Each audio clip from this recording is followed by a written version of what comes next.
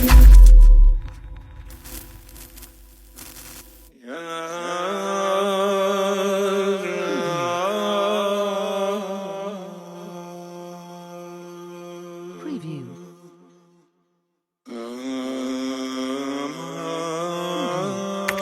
Selamat datang kembali di channel Pegawai Jalanan. Semoga informasi yang kami sajikan ini bisa bermanfaat untuk kita semua. Silahkan kalian simak video ini agar kalian bisa menangkap informasi yang kami sajikan. Selamat menonton.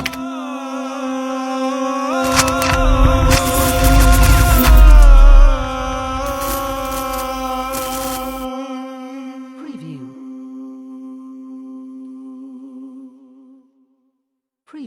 Jika kita berbicara tentang bangsa Nusantara ini, terutama Jawa, Melayu, dan sebagainya, memang tidak akan ada habisnya.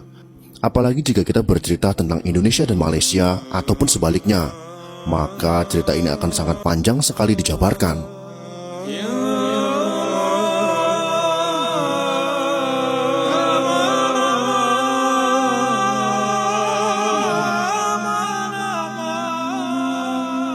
Ini merupakan sebuah foto koleksi Museum Negara Malaysia yang memperlihatkan suasana sudut jalan Mountbatten semasa banjir besar pada tahun 1926 di Tanah Melayu. Selain menjadi ikon karena letaknya yang berada di kawasan pusat bersejarah Malaysia, ia menyimpan sejarahnya sendiri. Dahulu kawasan ini merupakan jalan utama bagi aktivitas perdagangan komunitas orang Jawa di sana. Pada tahun 1889, jalan ini diperbaiki dan dinamai dengan Jalan Jawa. Lantas, ingatan apa yang tertinggal di sepanjang sudut-sudut jalan dalam memori kolektif masyarakat Malaysia?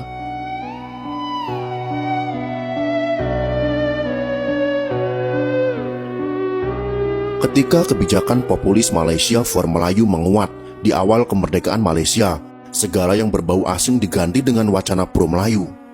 Nama Jalan Mountbatten warisan Inggris diubah menjadi Jalan Tun Perak pada tahun 1961.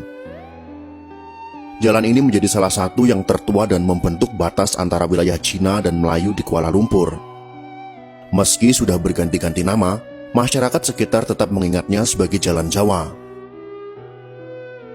Jalan Jawa adalah satu dari representasi komunitas Jawa, membangun jejak demografi panjang di Tanah Melayu. Aliran manusia dari Jawa ke Semenanjung telah berbilang abad. Catatan pelayar Portugis Heredia menyebutkan bahwa setelah kekalahan Melaka dari Portugis pada tahun 1511, komunitas Jawa tetap diberi tempat oleh Portugis untuk melakukan aktivitas perdagangan di Semenanjung. Mereka berbicara dalam bahasa yang sama seperti penduduk di Pahang, Johor, Lingga, Patani, dan Timur Sumatera. Kedudukan geografis yang lebih dekat dengan kepulauan Indonesia, khususnya Pulau Sumatera dan Pulau Jawa, membuat penduduk Semenanjung cenderung lebih terpengaruh oleh kebudayaan Indonesia dibandingkan dengan kebudayaan Asia Tenggara daratan, yaitu Thailand ataupun Indochina.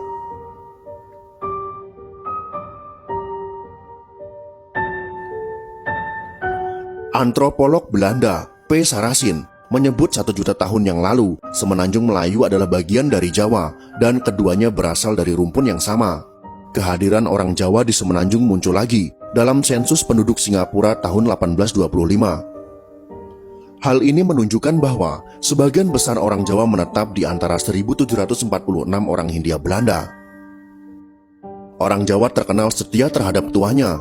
Mereka ramai diminati sebagai pekerja untuk toke-toke Cina. Sebagian lainnya bekerja sebagai petani subsisten seperti halnya orang Melayu. Pada masa prakolonial, istilah Melayu muncul pertama kali dalam catatan harian seorang peziarah Buddha dari Cina, yaitu Ising, dalam A Record of the Buddhist Religion as Practiced in India and the Malay Archipelago. Ia melukiskan bahwa Melayu telah berubah menjadi Silifosi, yaitu yang dikenal dengan Sriwijaya, sekitar tahun 689 sampai dengan tahun 695 Masehi. Dari catatan Ising dapat dipahami bahwa Sriwijaya atau sekarang dikenal dengan Sumatera merupakan bagian dari dunia Melayu. Portugislah yang pertama kali menciptakan batas tajam antara Melayu dan Nusantara, khususnya yaitu Jawa.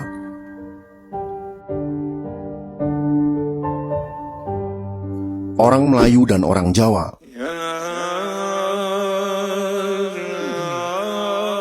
Sebelumnya, pedagang-pedagang Arab memanggil semua penduduk Nusantara dengan sebutan orang Jawi. Mereka tidak membedakan antara orang Melayu dan orang Jawa. Keduanya dianggap penduduk lokal Semenanjung. Dari kalangan Melayu, Sayyid Abdullah bin Abdul Hamid Al-Idrus dalam editorial majalah Kalam edisi pertama menggunakan istilah dunia Melayu untuk komunitas Muslim di Semenanjung. Ia memasukkan Muslim Jawa sebagai bagian dari bangsa Melayu. Dunia Melayu yang dibayangkan oleh Idrus sebagai komunitas Muslim sesuai dengan bunyi konstitusi Malaysia. Seorang Melayu didefinisikan sebagai orang yang mengaku Muslim, biasanya berbicara bahasa Melayu sesuai dengan kebiasaan Melayu. The Malaysia Federal Constitution, tahun 1964, halaman 103. Sejarawan Wang Gungwu menggambarkan orang Jawa mendapat tempat khusus di hati masyarakat Melayu. Mereka mengakui orang Jawa sebagai migran serumpun karena memeluk kepercayaan yang sama dengan orang Melayu sebagai Muslim, serta berbicara dalam bahasa Melayu. Sebaliknya, orang Cina dan India di Malaysia sebagai imigran tak serumpun karena mereka memiliki latar belakang budaya yang sepenuhnya sangat berbeda. Pegawai sipil kolonial Inggris, yaitu Sir Richard Winsett, dalam tulisannya pada tahun 1921 mengasosiasikan orang Melayu sebagai penduduk yang tinggal di wilayah Semenanjung dan Riau Lingga. Pernyataan ini dibantah oleh sejarawan Melayu, yaitu Abdul Hadi. Ia keberatan jika Melayu dibatasi oleh penduduk yang tinggal di Semenanjung dan Sumatera. Tanah Melayu lebih luas, meliputi Jawa, Kalimantan, Sumatera, Filipina, dan lain sebagainya. Jejak pengaruh komunitas peranakan Jawa Melayu juga ditandai dengan munculnya berbagai surat kabar pada awal abad ke-20. Utusan Melayu, sebuah penerbitan berkala yang ditulis dalam aksara Jawi, yaitu Arab Jawa, dan berbahasa Melayu didirikan tahun 1907. Media ini memperjuangkan suara komunitas Muslim Jawa di Singapura, yang kini menjadi minoritas. Lanskap publikasi Jawi lain yang berpengaruh mengusung identitas peranakan Jawa Melayu adalah Al-Imam, sebuah surat kabar berbahasa Melayu Jawi yang didirikan oleh Syed Sheikh Al-Hadi pada tahun 1906. Beberapa artikel di Al-Imam sebenarnya adalah terjemahan dari ide-ide di Al-Manar, surat kabar yang menyuntikkan perubahan sosial bagi kalangan Arab di Mesir. Al-Imam dianggap salah satu surat kabar Melayu transnasional paling awal.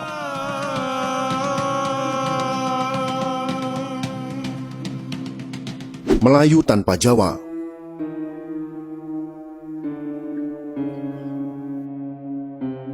Kini orang Melayu diidentikan dengan penduduk Melayu di Malaysia. Orang Jawa tidak pernah dianggap menjadi bagian dari Melayu. Sebaliknya, orang Melayu tidak pula merasa menjadi bagian dari Nusantara atau Indonesia. Perceraian komunitas Jawa dan Melayu dimulai sejak Inggris mengkolonisasi wilayah Semenanjung. Perjanjian London 1824, yang dikenal sebagai Treaty of Commerce and Exchange between Great Britain and Netherlands, memberi legislasi untuk membelah batas wilayah Semenanjung Melayu dengan Hindia Belanda. Berdasarkan pasal 9 dan 10, pihak Inggris setuju menyerahkan semua pusat perdagangannya di Sumatera dan tidak akan membuat perjanjian dengan pemimpin lokal setempat. Sebaliknya, Belanda menyerahkan Malaka dan kawasan Semenanjung kepada Inggris dan tidak akan melakukan perjanjian dengan pemimpin lokal. Perjanjian ini telah menggeser konteks dunia Melayu yang baru berdasar struktur identitas sipil dan teritorial versi kolonial. Inggris sengaja menciptakan rekayasa populasi dari masyarakat monoetnis menjadi masyarakat multietnis melalui aktivitas buruh, perkebunan, dan pertambangan. Mula-mula Inggris menciptakan ruang dan kondisi baru untuk mendatangkan arus imigran Cina dan India. Mereka yang sangat berbeda dalam adat, budaya, dan bahasa ini kemudian menetap menjadi bagian dari penduduk di wilayah Semenanjung. Mereka menggantikan keberadaan komunitas orang Jawa di sana.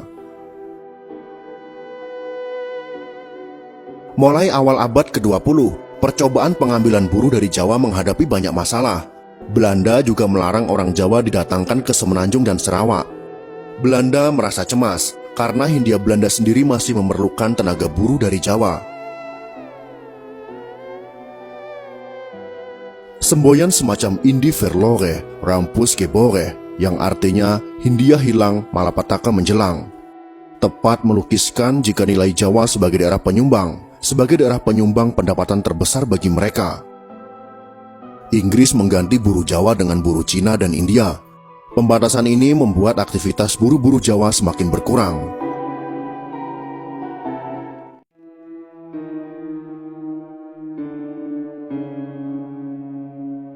Pembagian wilayah administrasi oleh pemerintah kolonial tidak hanya membelah orang Melayu dan orang Jawa secara relasi sosial, tetapi juga memutus relasi fungsional keduanya. Kehadiran orang Jawa secara pasti makin dilupakan. Dunia Melayu hanya didefinisikan secara eksklusif atas 3 ras besar, yaitu Melayu, Cina, dan India. Rekayasa populasi yang dilakukan oleh Inggris ini sekaligus mengeluarkan identitas orang Jawa sebagai bagian dari dunia Melayu. Selama kurun waktu 1907 sampai 1936, tercatat lonjakan imigrasi Cina dari 12.402.000 jiwa menjadi 7.008.404 jiwa. Sementara kenaikan buruh India pada periode yang sama juga mengalami lonjakan sebesar 73.538 jiwa. Annual Reports of the Straits Settlement tahun 1855 sampai dengan 1941 halaman 102. Salah satu penyebab dominasi buruh Cina atas India adalah kerja-kerja mereka yang disukai oleh pemerintah Inggris. Mereka dianggap lebih murah dan memiliki daya juang yang lebih. Sebaliknya orang Jawa dan orang Melayu dianggap pemalas oleh pemerintah kolonial Inggris. Hingga tahun 1934, sebanyak 73.798 buruh India juga hijrah ke tanah Melayu. Colonial Labor and Administration tahun 1960 halaman 68. Mereka direkrut dengan sistem kontrol Kangani, yaitu pemimpin buruh. Melalui pengaruhnya di desa-desa, Kangani menyediakan kapal besar dan komisi untuk setiap tenaga kerja yang direkrut ke Malaya. Rekayasa populasi juga didukung oleh kebijakan Kaisar Kansi pada abad ke-17. Ia mencabut undang-undang pelarangan orang Cina berdagang ke luar negeri yang dikenal dengan hygiene policy. Hal ini mendorong pedagang-pedagang Cina melakukan eksodus ke kawasan Semenanjung. Ketika pemerintah kerajaan Brooke mengeluarkan ordonasi tanah dan membuka hutan pada bulan Juni tahun 1863, undang-undang ini menjadi dasar legislasi hak orang Cina untuk menyewa tanah negeri dengan pembayaran yang murah. Hingga beberapa tahun masa sewa, tanah itu boleh dibeli sebagai kepemilikan. Melalui jasa perlindungan seorang identurs, orang Cina berhasil menguasai tanah-tanah penduduk Melayu. Selain mengubah komposisi demografi, struktur dan hak privilege sultan dalam sistem kerajaan Melayu juga mulai dihancurkan. Meskipun Inggris tidak berusaha mengekstraksi adat istiadat Melayu, salah satu ciri paling menonjol dari administrasi kolonial adalah pengabaiannya terhadap daerah pedesaan, tempat sebagian besar penduduk Melayu bermukim. Fosilisasi ini menyebabkan penglibatan aktivitas perekonomian orang Melayu pun semakin terbatas. Politik kolonial Inggris tidak segera membantu masyarakat Melayu memahami tempat mereka dalam lingkungan kapitalistik yang semakin berubah. Orang Melayu umumnya tidak senang diperintah, juga tidak berminat bekerja untuk Inggris. Lonjakan kebutuhan akan tenaga kerja yang tidak dapat dipenuhi oleh penduduk Melayu diisi oleh imigran Cina dan India. Lambat laun, komunitas non-Melayu telah menguasai tanah-tanah orang Melayu. Secara berangsur-angsur, jumlah mereka lebih banyak dibanding penduduk Melayu. Kerajaan Inggris pada akhirnya membatasi imigran Cina dan India pada tahun 1953. Pembatasan ini tentunya sudah sangat terlambat bagi orang Melayu yang telah banyak kehilangan akses mempertahankan reservasi lahan-lahan mereka dari non-Melayu. Kini masih banyak komunitas peranakan Jawa yang tersebar di Malaysia. Johor Bahru menjadi salah satu wilayah yang masih kental mempertahankan budaya Jawa. Peranakan Jawa tetap eksis dan diakui sebagai bagian dari orang Melayu di Malaysia. Mereka mengambil peran dalam pembangunan Malaysia. Mantan Wakil Perdana Menteri Zahid Hamidi misalnya, ia adalah keturunan asli Jawa yang terbilang sukses berkarir di bidang pemerintahan di Malaysia. Di beberapa wilayah Sabah, juga telah banyak keturunan orang Jawa yang memegang tumpuk kepemimpinan di negeri Malaysia. Semoga sekelumit kisah tentang perjalanan orang Jawa di tanah Melayu ini bisa menginspirasi kita semua. Tentunya inspirasi yang sangat positif untuk menjalin hubungan baik antara Indonesia dan Malaysia dan seluruh kawasan Asia Tenggara. Semoga informasi ini bermanfaat untuk kita semua. Jika kalian suka dengan video ini, silakan berikan jempol ke atas. Dan jika kalian menganggap video ini bermanfaat, maka bagikanlah untuk teman-teman Anda yang lain. Terima kasih sudah menonton.